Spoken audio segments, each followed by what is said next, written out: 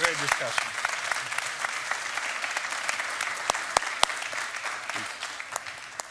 Yeah. Okay. So first of all, huge round of applause for the presidents of Georgia and Ukraine.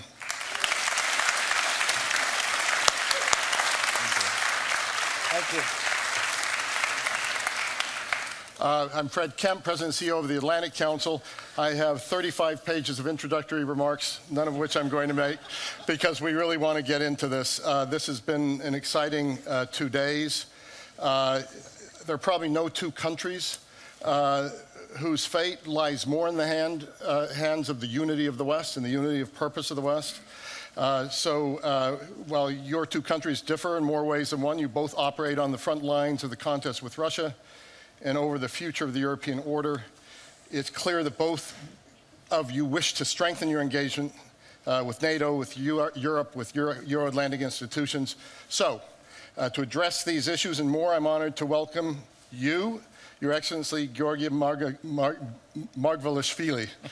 I practiced that with you at least 10 times. You made it great. Mr. President, it's great to have you here. And then, of course, President Petro Poroshenko, winner of the Atlantic Council Global Citizen Award not too long ago. I'm going to skip your bios because everyone knows him. And I'm going to take everyone here into the room with the 29 plus the two of you. We're hearing a lot of what happened in that room. Was it threats? Was it pressure? Did it turn out all right? Was today a victory for NATO? From your standpoint, from being in the room, what was the atmosphere of the room, or was it a setback? So maybe Mr. President from Ukraine, maybe you could start, and then the Georgian President after you, please. First of all, I'm really happy to be here and thank all the audience, and happy to be here in Brussels because it was an attempt not to allow to provide the North Atlantic Council today, tomorrow, with the participation of Ukraine and Georgia. And I want to say that not only the session, but also the whole today, including the yesterday's statement of the all member states, is extremely promising. What is the most important thing? We call aggressor Russian Federation, who illegally make an illegal annexation of the Crimea, make and open and launch the aggression on the east of my country. We, day before yesterday, in the documents of European Union, and today and yesterday in the documents of the alliance, of the NATO, named it aggressor. This is important from the also position of the international law. The thing that the whole world now starts to understand what's going on in Ukraine. This is not a frozen conflict. This is a hot war. And every single day, Ukrainians giving their lives to protect democracy, to protect freedom, not only in Ukraine, but in the whole Europe and in the whole world. And this is the aggression on the east flank of the NATO.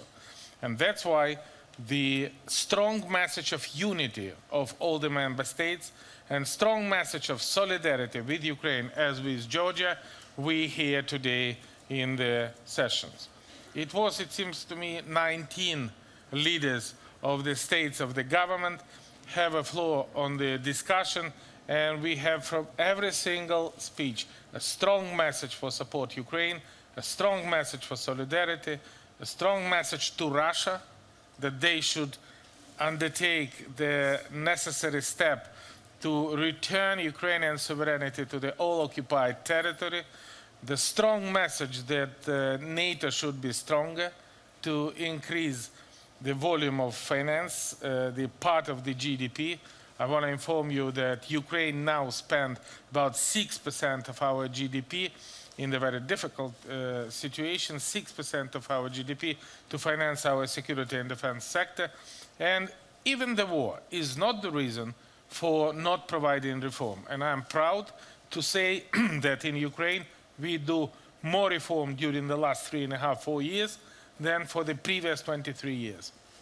And we come to this session not with empty hands. We bring absolutely new law, national security law, which provide interoperability, all Ukrainian security and defense sector with the NATO and with the NATO standard. We introduce a new civilian control on our Minister of Defense, on our secret, parliamentary control on our Secret Service, parliamentary control on our Intelligence Service, and this is the beginning of the great work for the preparation Ukraine for the membership. And the most important thing, I don't know if my colleague Georgi support that, but the message that the door of NATO is open for Ukraine and for Georgia. And the decision of Bucharest Summit, which was a historic decision which was made 10 years ago, is confirmed today. And no any country in the world can prohibit to Ukrainian people or to Georgian people make a decision to be a member of the NATO. And what is the changes happen? In year 2013, only 16% of Ukrainians support NATO integration. And now is more than 54% of Ukrainians support NATO integration. Do you know who do that? Who united Ukrainian nation? Putin. Yeah. Putin make us very pro-European. Putin make us more responsible to the future of our country. Putin make us a strong push to the NATO membership, and I'm absolutely confident that we hear today from most of the leaders of NATO the future of Ukraine, I hope the future of Georgia, would be a membership. So I'm going to come back to President Putin and also the summit in Helsinki, and I'm going to come back to Ukraine and Georgia, but a lot of people in this room weren't in the room with you with the 29, and it seems to have been a moment of truth of sorts with President Trump and the other members. There was quite a bit of acrimony, it seems, from what we've heard from the outside regarding burden sharing. So I'll come back to the questions of Georgia, Mr. President. But first of all, what was the mood in the room and how did you witness that? And then after that, let me talk to you about whether you think this summit has been a good one for Georgia. Well, let me start from something that I said in that meeting, that we completely support Ukraine in its struggle. And this is not only a political statement, but it's a statement of people to people, which I, as a president, just brought to the summit. And we support the struggle for freedom, and unfortunately, the same way that they are taking the way that we had to go, and that we are on. My feeling, and of course, I agree with Petro's assessment, with his feelings from that meeting. But my feeling was a feeling of unity on this issue, on the issue of Ukraine and Georgia. And we heard very clear messages from our great friends, the leaders of NATO countries, which were confirming NATO's and the member countries' position about telling the truth that Petro already described. I will not go into the detail. The truth that what Russian Federation has done to its neighbors is aggression, is occupation, and that this will not be tolerated by the leaders, by the countries, by the NATO itself. And the discussions which are happening during these 2 days on the issues concerning burden sharing, I felt this discussion as a part and a complementary part of the issue that about Georgia and Ukraine, because what are we talking about? We are talking about the threat and strengthening and congregating around the protection against this threat. I mean, if we are talking about burden sharing, it's a burden sharing on defense, and defense against aggressiveness of Russian Federation. And so it was a feeling that we are sitting amongst our great friends, amongst allies. And in this respect, I had a feeling that Georgia was very straightforward in its vision of future, and in its vision concerning the burden sharing as well. I mean, it's year 16 since Georgia has first applied to NATO. Yep. It's year 10 since NATO has committed to membership of Georgia. And it's a year when we can proudly say that we stood together with our allies in one or another form, in Kosovo, in Iraq, in Mali, in Central African Republic. We are the biggest contributor per capita to the Resolute Support mission. So in that respect, I mean, I have a feeling that we came out with this moment of truth, agreeing about the vision concerning Russian Federation actions, concerning our unity to try to overcome these obstacles as a family of nations which has the same value. So let me follow up with you on that, and this will be a question for both of you. I had the opportunity to be at the Bucharest Summit. Some people argued at the time that NATO went too far in offering what it was offering to Ukraine and Georgia. Some people say it didn't go far enough, and it really encouraged Putin to take more aggressive actions, which of course he thereafter did. I would like you to give your view on that, but then also compare it to the position now, because there was disunity over how to address your situation. Where are we now in that respect, and what kind of message is being sent to your publics regarding NATO? The theory, and that's a great question. Thank you for giving me the opportunity to answer to that issue. The theory that the war in Georgia in August of 2008 was triggered by the Bucharest Summit decision is simply false. And let me give you the argument. Georgia was not occupied in 2008. Georgia, these two regions were occupied in beginning of 90s. And when Georgia was occupied, it was not that kind of direct occupation. It was something that we call now as hybrid war. It happened in 90s. And my predecessor, President Shevardnadze, was trying to communicate to this to international community that, well, we are occupied by Russia. And that in 90s, there was no talk about NATO membership of Georgia. There was no talk about Georgia's EU membership. It was a clear punishment to a free nation that decided to build its own policy independently. So anyone who says that the 2008 war was triggered by Bucharest simply doesn't turn a page behind in history and doesn't look at the fact that the occupation was there in 2008, but the occupation took the other form. It was since 90s. So I mean, I think that that's a very clear answer to that theory. And I believe we have to make very bold and clear moves and clear messages to the Russian Federation to be even more decisive in embracing the strongholds which serve the goal of common stability and security for NATO and for EU, and embrace countries like Georgia, embrace countries like Ukraine who commit themselves to these values and commit their future to these values, and embrace them even more actively, not to give temptation for any kind of aggressive actions. So, President Poroshenko, let me phrase it just a little bit differently and more appropriate for Ukraine.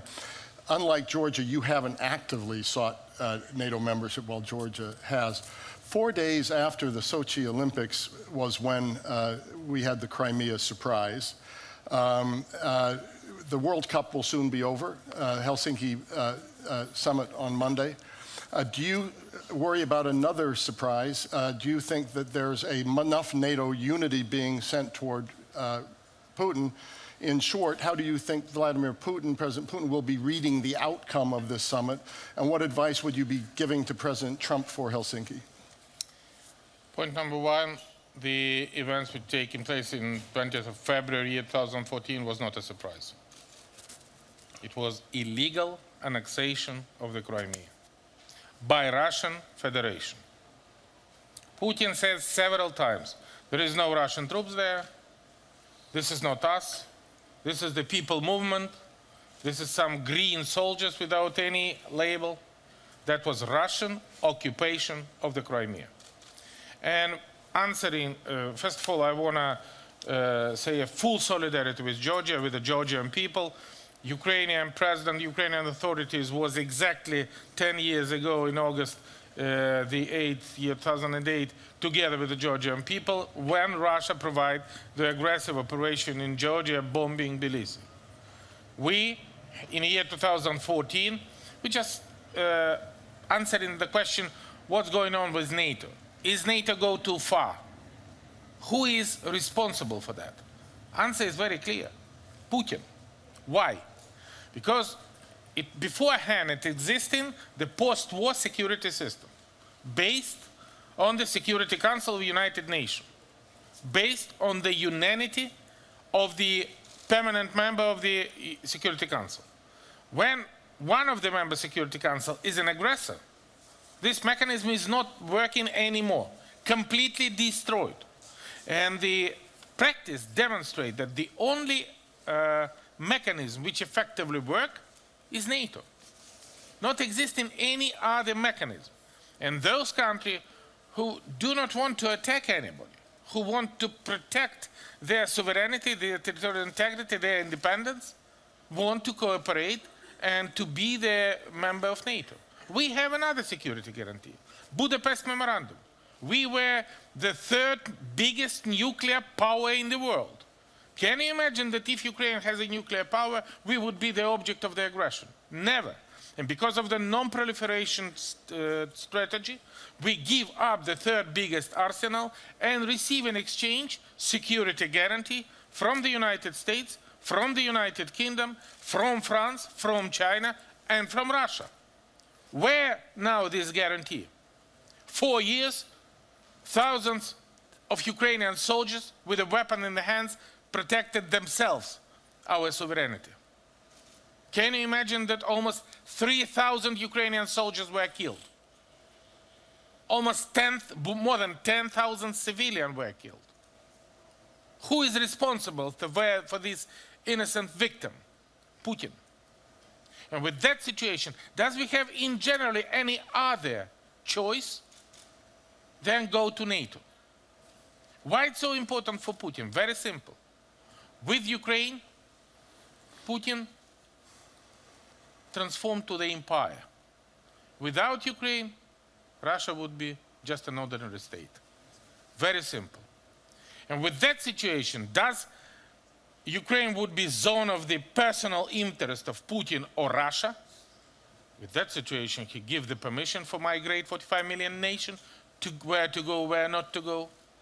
Or Ukraine has a right for their sovereign choice, where millions of the people 4 years ago go to the revolution of dignity, not demanding rising up salary or not demanding lowering up the taxes. They are demanding go back to the European family.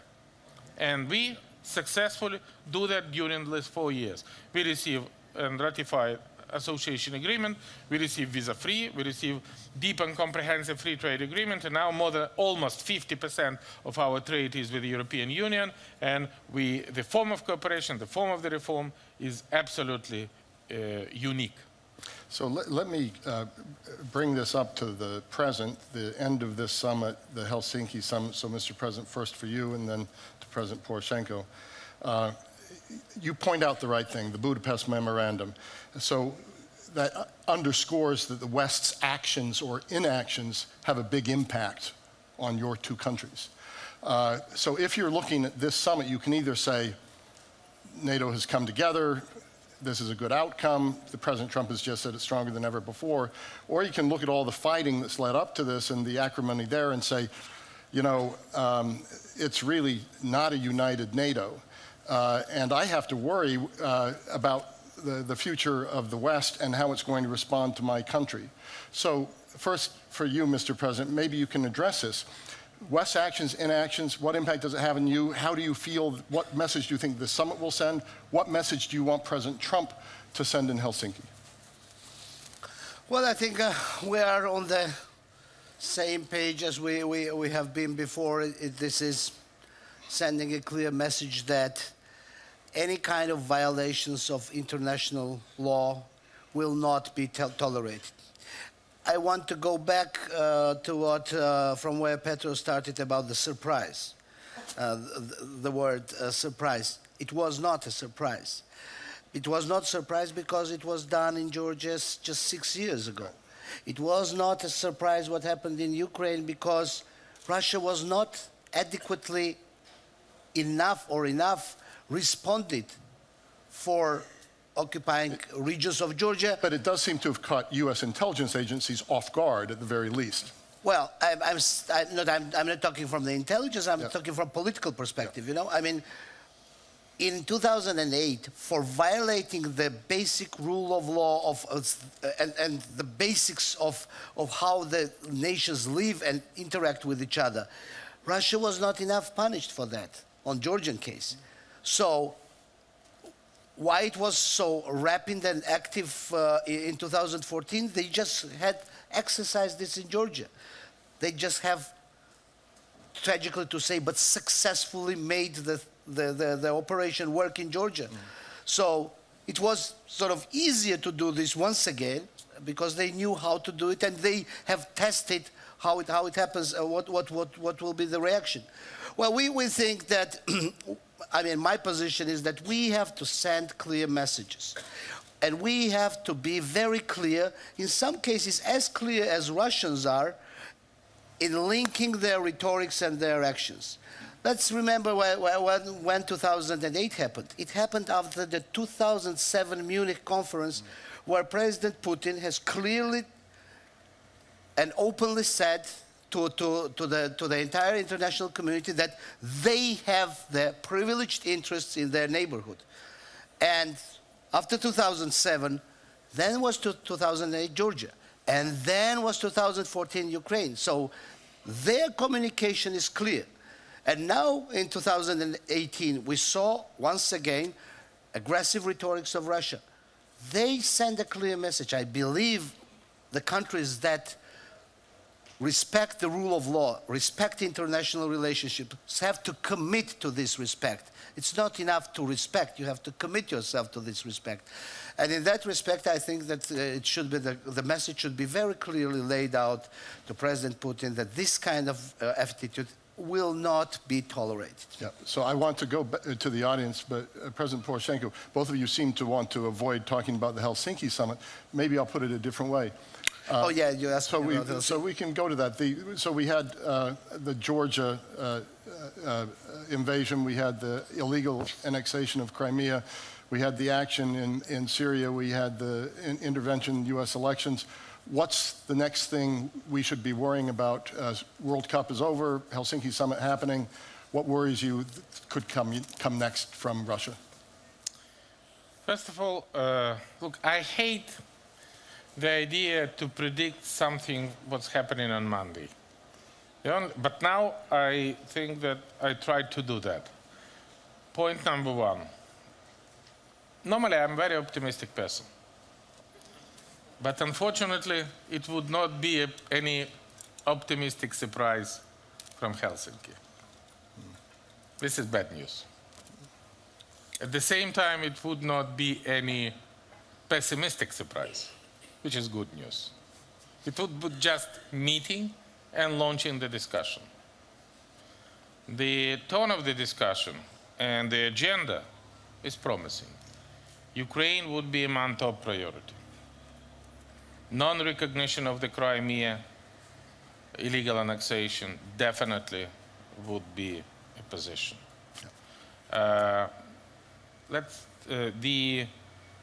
Launching the discussion not bring immediate results. But what we expecting from this meeting? Point number one, peace. Then the occupation.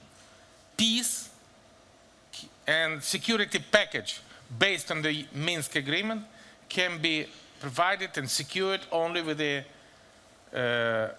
peacekeeping operation under the mandate of Security Council, with a full mandate of peacekeepers who can come and protect the people living there. Presence of the peacekeepers can save from 15 to 27 lives of the soldiers and about 10 lives of the civilians every single month. This is the price we save if Trump would be successful enough, together with the Normandy format, to deliver the arguments that there is no any other arguments not to vote for peacekeepers. So, Can anybody explain why anybody refusing to vote for peacekeepers? The same way, today Ukrainian parliament ratified the law proposed by me in the investigation team leading by our Dutch representative for the plane MH17. We beforehand want to use it through the tribunal based on the mandate of Security Council United Nations. At that time, Russia used a veto right against this tribunal. Do you know what does it mean, veto right on the tribunal in MH17?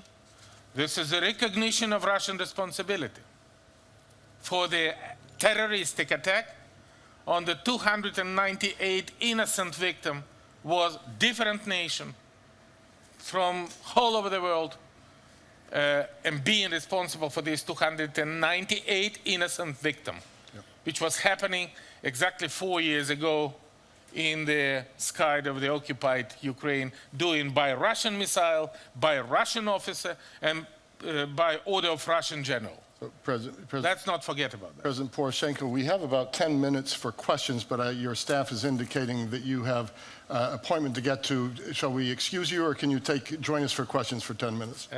Look, we have just one question because we have a very important bilateral meeting connecting with the Helsinki. Then we understand. That's why, please. Then we understand completely. Thank you so much for being here, sir. One question I'm ready accept from the audience. Because Okay, it is unfair just to speak among three of us and not giving any one single question. So let's take these two questions right here. Just one. That's all right. You can ask for both of them. Ask for both of them. And you let us know when you need to go. Thank you. I represent Rustavi 2 Broadcasting Company here, the biggest private, critical and pro-European television, which has been oppressed by government for quite a long time, to the extent that the Strasbourg Court of Human Rights took an unprecedented decision and suspended the ruling of the Supreme Court of Georgia. In this regard, I would like to express the gratitude to President Margvelashvili for supporting the freedom of expression and media pluralism in Georgia. But my question is about Russian propaganda and the narrative that Russian propaganda is instilling in Georgia, which says that no matter what you do, no matter how you comply with the NATO standards, you will never be accepted to NATO. So in this light, President Margvelashvili, how are you going to communicate the statement made by President Trump today that Georgia will become member of NATO at some point, and how are you going to persuade NATO skeptics in Georgia that the door is still open? So, on the whole, are you content with the results? I'll remember that question. Yeah, Mr. President, let's do that. I know this will be a Ukraine. Is your a Ukraine question? Here we go. Here and then there. Yes. So we'll take these two and then we'll come back and we'll end. Thank you. Yeah. Thank you for taking my question. I'm Olena Trekub from Ukraine. I'm a Millennium Fellow at Atlantic Council. Also, I represent Transparency International Defense and Security Anti-Corruption Defense Committee. And my question is about our defense reform. In the communique, Article 66 says about fight against corruption. It complements us on adopting the law on national security. And in that law, we speak about transparency of defense spending and procurement and the defense budget.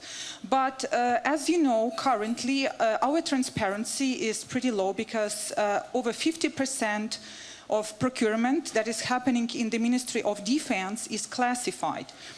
So it's over $500 million. Do you think it is acceptable level? And if it's not, when do you think you commit to changing that? Thank you. I got to do what you mean. First of all, I am the author of the national security law. And I prescribe in this law more transparency in the security sector. Because beforehand, this is not because of the corruption, but because of the confidentiality of the information connected with the military expenditure for the country during the war. And we have Russian FSB throughout the country. But I think that now it is important to demonstrate the transparency. And that's why I present this draft law to the Parliament. I'm very much proud that Parliament support me And a few days ago, we signed out this law. And today, I hope and keep my fingers crossed, in 1 hour time, our parliament will vote the final amendment about the creation of anti-corruption court, finishing the creation of full anti-corruption infrastructure, starting from National Anti-Corruption Bureau, National Anti-Corruption Prosecution Office, unique electronic declaration when 1,200,000 Ukrainians fill up is an element, key element for the fighting against corruption, and finishing with a great, absolutely independent anti-corruption court, first time, never practiced in the world, which would be created with the participation of the foreign expert, of the organizations starting from the European Union and maybe finishing with NATO, for the specializing in fighting against corruption and participating in the creation of the court.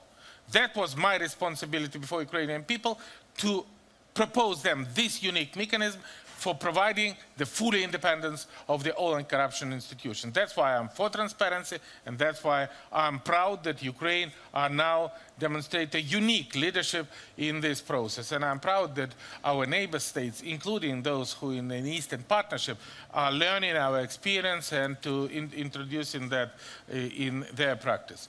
So, my dear friend, thank you very much indeed. Mr. President. I will support everything Giorgi said about freedom of press, but at the same time we need to fight against fake news, because this is the key element of the hybrid war. And I welcome the legislation of the fake news which was introduced in France in the last few days.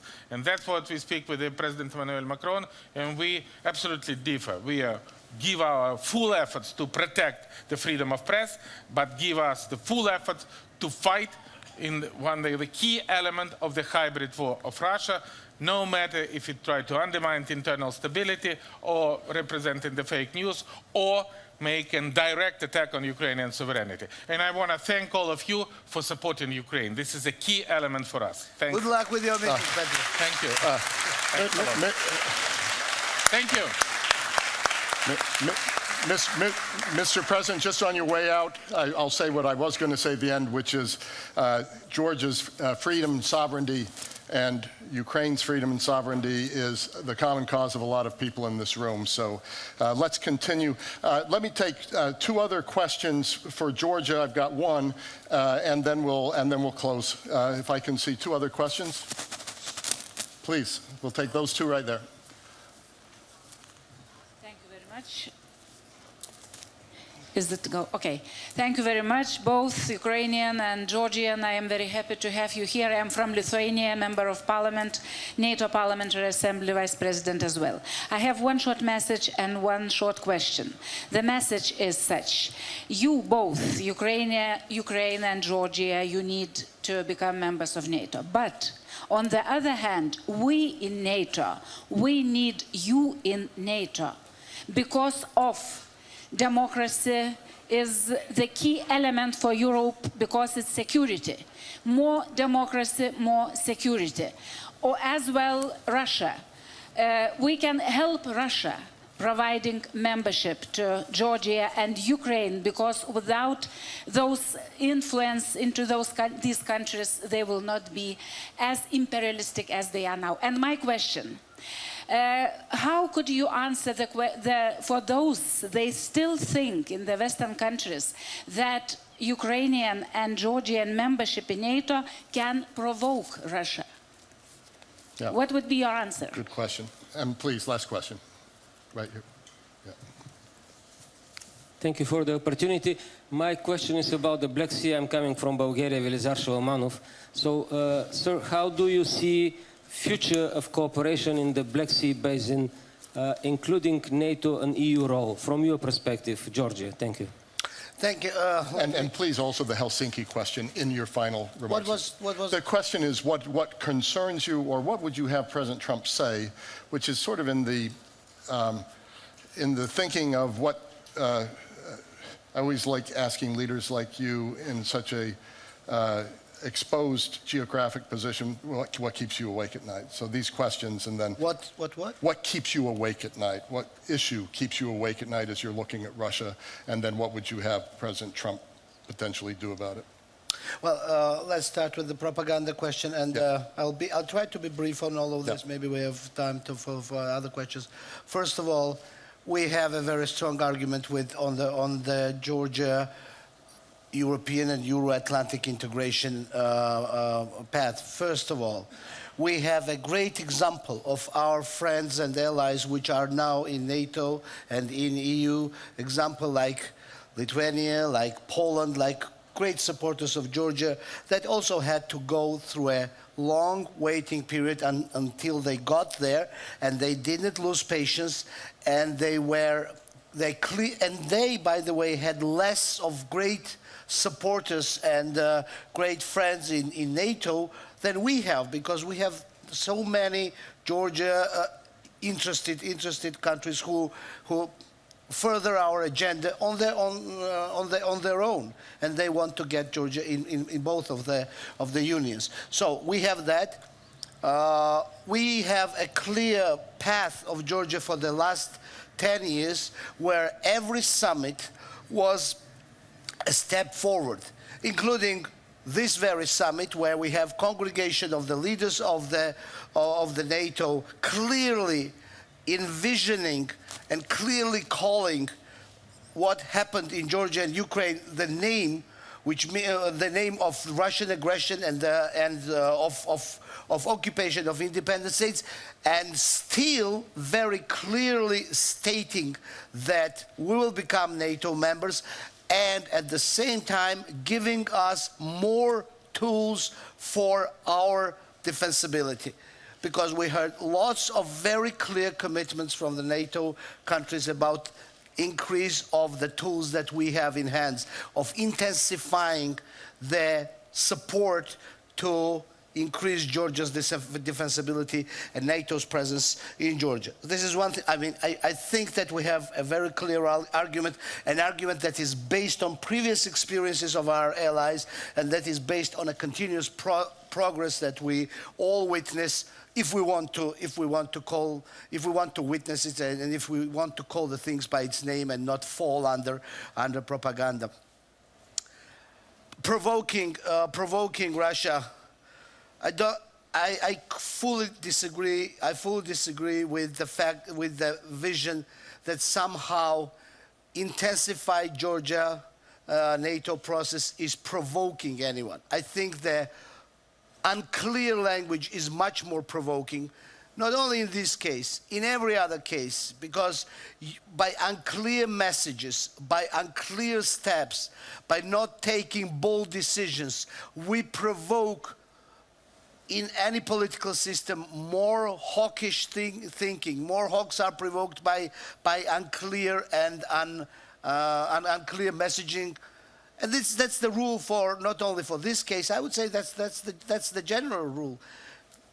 Once again, go to your knowledge of how the Cold War ended. It ended by a very clear messages and very clear moves. It ended by a clear message to tear the wall down, and it ended by the actions that brought prosperity and security to millions. But it didn't end, unfortunately. The goal was not reached in Georgia, because since that time we are fighting war for our independence. When the great countries of Central and Eastern Europe were regaining their independence, we were fighting the war for our independence, which goes for the next 26 days. And there was one more question. We got the Black Sea, and we're running a little bit out of time.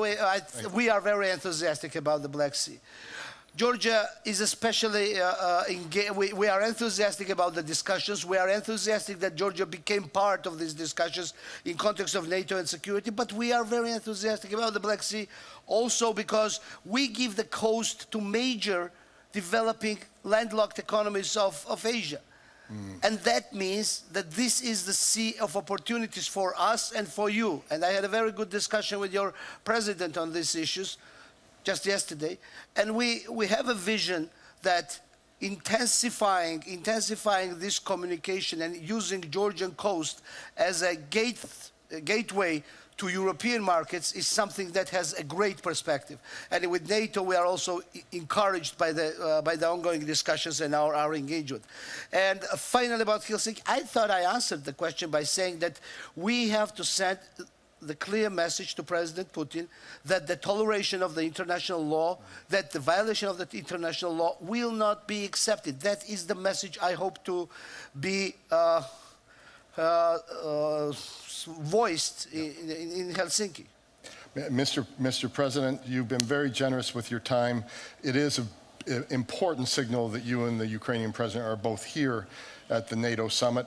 I ask you all to stay in your seats while the President and I leave the room. And please stay in your seats too, because if I'm not mistaken, we have General Jones, General Scaparrotti, others. Usually they're just 2 stars on stage. Between them, they have 8. So please stay for the next meeting. Thank you, and then thank you to Ukrainian Poroshenko as well. Thank you. Thank you for great audience.